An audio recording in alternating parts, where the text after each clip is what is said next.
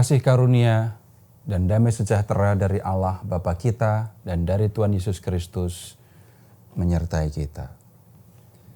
Saudara-saudara, tentang mengasihi sesama, Tuhan Yesus menyampaikan satu ajaran yang seringkali susah untuk diterima, yaitu mengasihi musuh. Dan kita akan melihat apa yang diajarkan oleh Tuhan Yesus mengenai hal ini. Mengapa Tuhan mengajarkan supaya para muridnya mengasihi musuh. Dan bagaimana perintah ini bisa dilakukan.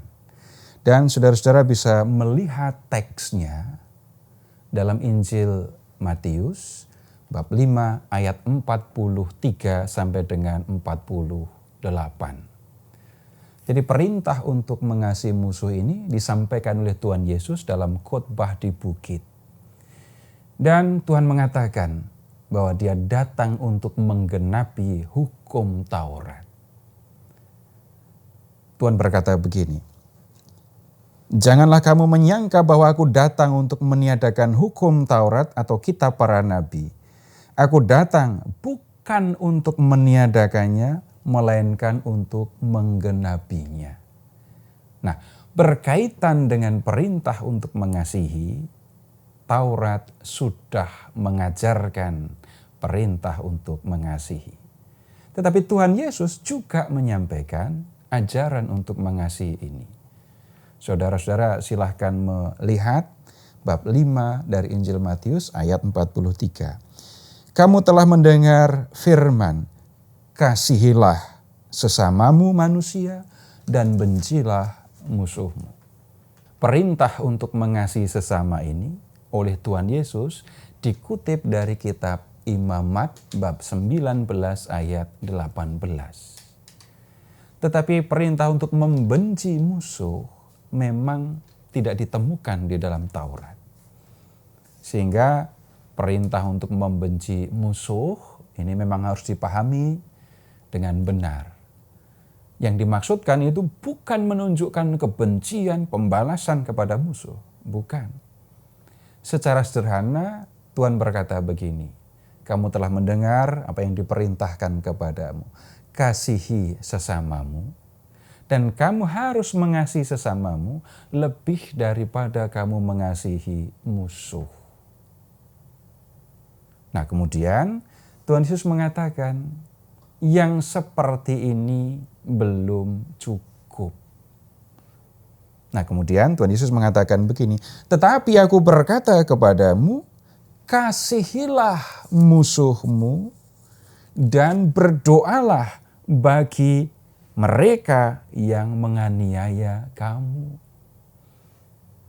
Dalam pemahaman manusia pada umumnya, musuh adalah orang yang membenci kita, yang ingin menyakiti kita, yang berusaha mencelakai kita. Dan orang-orang ini ada di luar jangkauan kasih yang kita bisa tunjukkan kepada sesama. Normalnya, biasanya, orang mengasihi orang-orang yang mengasihi dirinya juga, atau orang-orang yang tidak memusuhinya.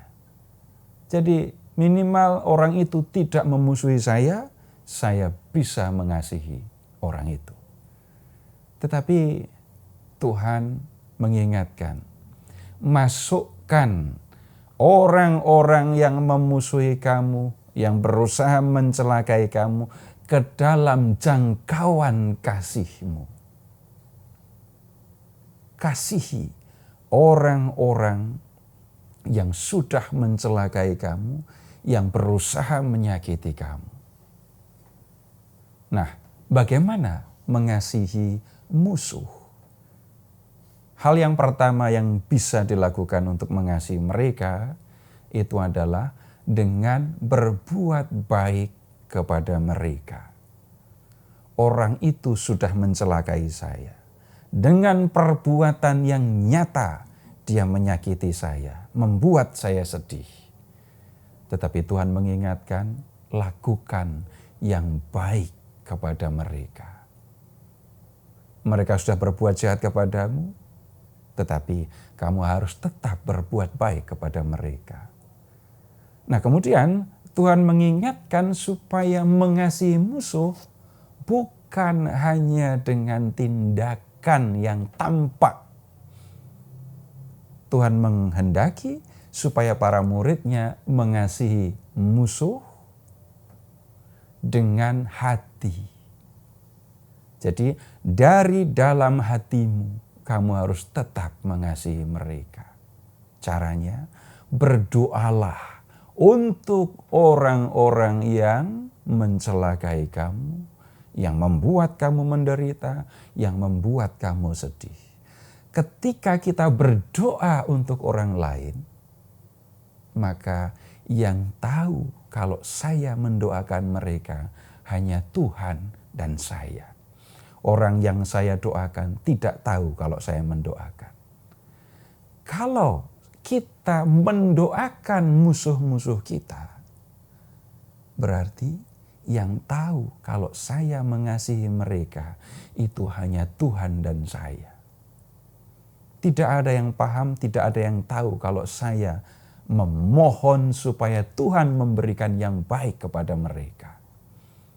Nah, pertanyaannya, kenapa kita, para pengikut Yesus, diminta untuk mengasihi musuh-musuh kita? Mengapa Tuhan mengajarkan kasih kepada orang yang sudah mencelakai kita? Tuhan Yesus mengingatkan begini, kalau orang mengasihi musuh, maka orang itu menjadi anak-anak Bapa yang di surga. Loh, kok bisa? Bapa yang di surga itu menurunkan hujan, bukan hanya untuk orang baik, tetapi juga untuk orang jahat. Bapa menerbitkan matahari bukan hanya untuk orang benar, tetapi juga untuk orang-orang yang bersalah. Baik orang benar maupun orang yang salah, baik orang baik maupun orang jahat, semua dikasihi oleh Tuhan, oleh Bapa yang ada di surga.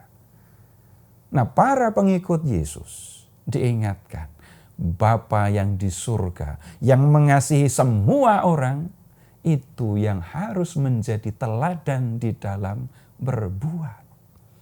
Jangan sampai hanya mengasihi orang-orang yang mengasihi kamu. Kalau kamu hanya mengasihi orang-orang yang mengasihi kamu, bukan anak Bapa kamu. Kamu hanya mengikuti, menuruti teladan atau contoh dari orang-orang yang tidak mengenal Allah. Mereka mengasihi orang-orang yang mengasihi mereka saja. Dan tidak mau mengasihi orang-orang yang membenci mereka.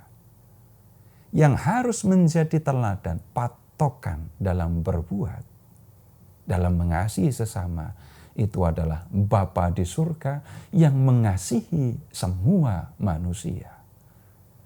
Dan kita dengan jelas bisa mengingat juga, Tuhan Yesus mempersembahkan diri di kayu salib untuk menyelamatkan semua manusia. Bahkan Tuhan mengasihi orang-orang yang berdosa.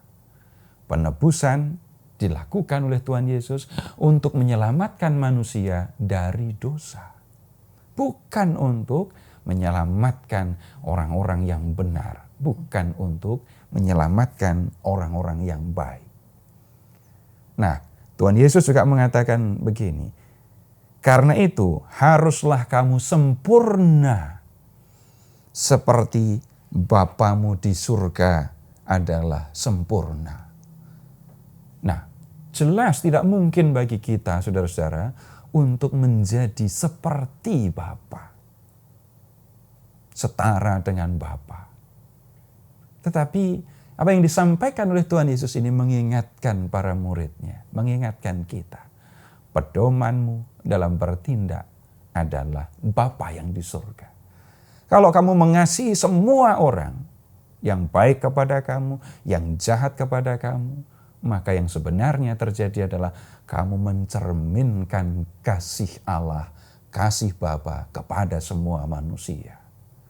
Nah, akhirnya dengan memperhatikan apa yang diajarkan oleh Tuhan Yesus ini, kita belajar, kita diingatkan yang harus menggerakkan kita untuk berbuat, khususnya untuk mengasihi sesama, bukan orang lain. Entah yang baik kepada saya, entah yang berbuat jahat kepada saya. Yang harusnya menggerakkan kita untuk melakukan yang baik, untuk mengasihi adalah Bapa yang ada di surga, yang mengasihi saya dan mengasihi semua manusia. Terpujilah Allah Bapa yang telah mengasihi kita, yang telah mengaruniakan anaknya yang tunggal untuk menyelamatkan kita, dan yang telah mengutus rohnya yang kudus untuk menuntun kita di jalan keselamatan.